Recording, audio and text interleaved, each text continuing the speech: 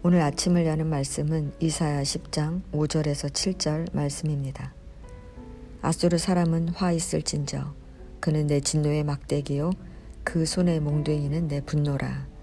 내가 그를 보내어 경건하지 아니한 나라를 치게 하며 내가 그에게 명령하여 나를 노하게 한 백성을 쳐서 탈취하며 노력하게 하며 또 그들을 길거리에 진흙같이 짓밟게 하려 하거니와 그의 뜻은 이같지 아니하며 그의 마음의 생각도 이같지 아니하고 다만 그의 마음은 허다한 나라를 파괴하며 멸절하려 하는도다. 아멘. 이사야 10장은 이스라엘을 징벌하는 도구로 사용된 아수르가 그들의 교만 때문에 멸망할 것이라는 내용과 그 결과로서 이스라엘의 남은 자들이 회복될 것이라는 희망의 메시지를 전해주고 있습니다. 본문 1절에서 4절까지는 9장 8절에서부터 이어지는 이스라엘의 패역함과 그에 대한 여호와 하나님의 진노와 심판을 선고하고 5절에서 34절은 하나님이 심판의 도구인 아수르를 심판하심으로 궁극적으로 이스라엘 백성을 구원하실 것을 예언합니다. 먼저 1절에서 4절은 유다의 지도자들이 불의한 법령을 만들고 가난한 자들을 불공평하게 판결하고 가난한 백성의 권리를 박탈하고 과부의 것을 토색하고 고아의 것을 약탈했다고 기록합니다.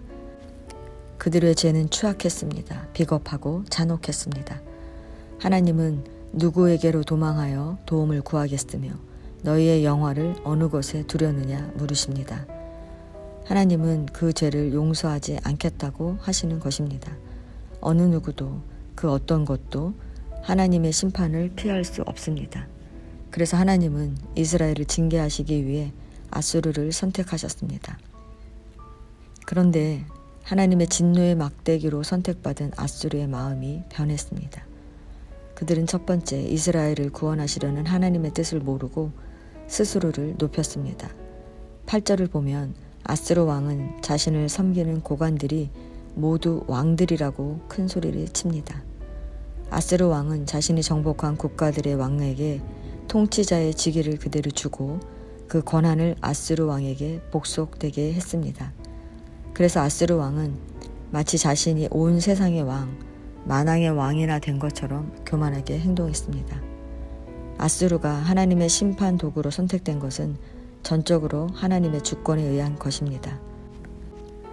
아수르가 하나님의 기준에 합당하기에 심판의 도구로 선택된 것이 아닙니다.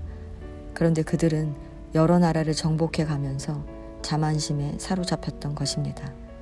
또한 13절의 말씀처럼 내 손의 힘과 내 지혜로 이 일을 행하였나니 라며 스스로를 총명하다고 하면서 수많은 나라를 무너뜨리고 높은 자들을 낮추었다고 자랑했습니다. 그리고 새 둥지와 버려진 알들을 줍는 비유를 들어 너무나 쉽게 열국을 점령하고 재물을 탈취했다고 큰 소리를 쳤습니다. 이렇게 아수르 왕은 교만하게 자신의 힘으로 강대국이 되었다고 생각했던 것입니다. 두 번째, 아수르는 하나님을 무시했습니다.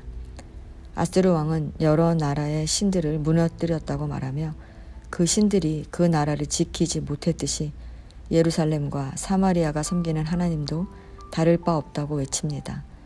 그는 자신의 힘과 능력을 신뢰하며 하나님을 무시하는 오만함까지 보이게 됩니다.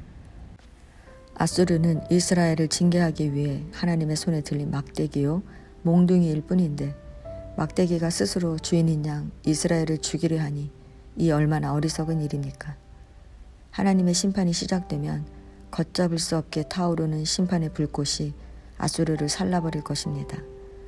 그들의 자랑하는 모든 것이 하루아침에 심판의 불에 타 소멸될 것입니다. 아수르는 어린아이도 남아있는 나무를 셀 수 있을 정도로 황폐해진 숲처럼 멸망당할 것입니다. 이렇게 아수르를 멸망에 이르게 한 것은 그들의 교만 때문이었습니다. 왜 아수르는 교만하게 되었을까요? 그들이 하나님의 뜻을 잘 몰랐기 때문입니다. 아수르는 이스라엘을 멸망시키는 것이 목적이었겠지만 하나님은 이스라엘을 멸하려 하심이 아니었습니다.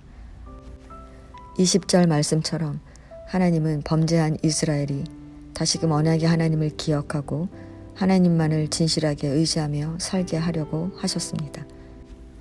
하나님은 자기 백성을 너무도 사랑하시기 때문에 징계를 해서라도 돌이키기를 원하셨던 것입니다. 우리도 이처럼 하나님의 뜻을 모른 채 우리의 생각대로 살아갈 때가 얼마나 많습니까? 우리는 그 길 끝에 멸망이 기다리고 있다는 것을 모르고 우리의 힘과 능력을 통해서 모든 것을 얻으려 애쓰며 살아갑니다. 그러나 우리가 기억해야 할 것은 나는 도구일 뿐이라는 사실입니다. 우리는 하나님의 손에 들린 막대기입니다. 막대기는 스스로를 자랑할 수 없습니다. 막대기는 들린 손에 의해 사용될 수밖에 없습니다. 막대기인 우리가 하나님의 손에 붙들리지 않으면 멸망당할 수밖에 없다는 것을 잊지 말아야 합니다. 성도 여러분, 인간의 교만은 멸망의 끝을 볼 때까지도 내려놓기가 쉽지 않습니다.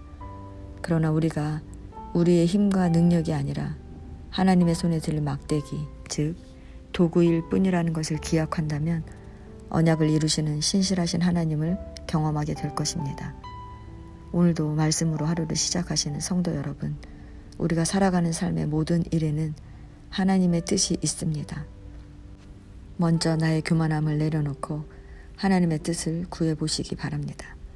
그러면 죄악이 만연한 세상 속에서 믿음을 지킨 남은 자로 하나님의 뜻을 이루어내는 그리스도인으로 살아가게 될 것입니다.